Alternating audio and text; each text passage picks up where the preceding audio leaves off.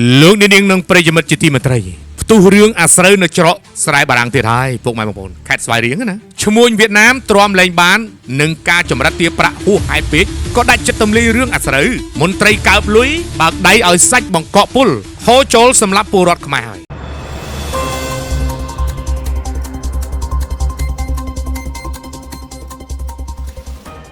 នេះគឺមហាជនសង្ឃឹមថាឋានៈដឹកនាំជាន់ខ្ពស់នឹងមិនទុកទេ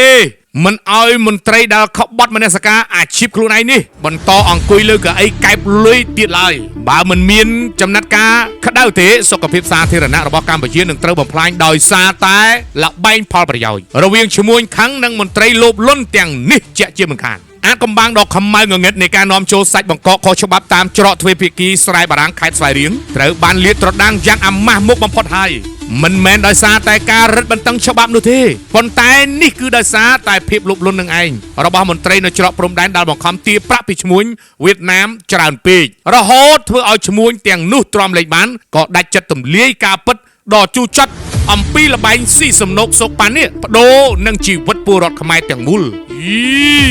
អីក៏ម្លេះការបែកធ្លាយពីផ្ទៃក្នុង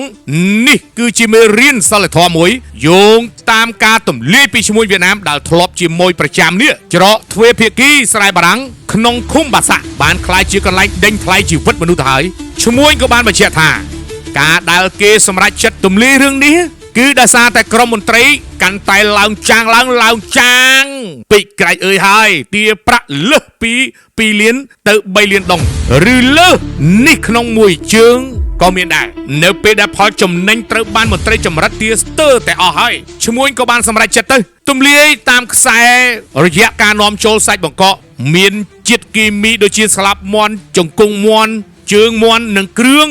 ក្នុងស្អុយរលុយដែលដឹកតាមរមាក់ផងស៊ីក្លូផងម៉ូតូផងយ៉ាងអនាធិបតេយ្យពីកាលសាច់ដែលត្រូវបានគេហៅថាអាហារប្រហារជីវិតទាំងនេះណាត្រូវបានមន្ត្រីបើកដៃឲ្យឆ្លងកាត់ទាំងយប់ទាំងថ្ងៃឲ្យតែបង់លុយគ្រប់ចំនួនសកម្មភាពនេះបានឆ្លុះបញ្ចាំងឲ្យឃើញថា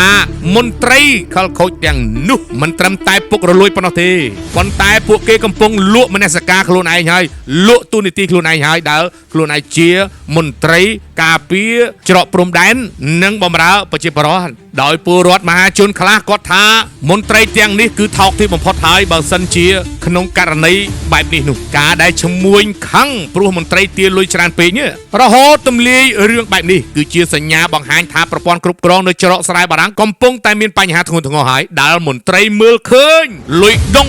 លុយវៀតណាមនឹងធំជាងអាយុជីវិតរបស់ពលរដ្ឋខ្មែរជាចុងបញ្ចប់នឹង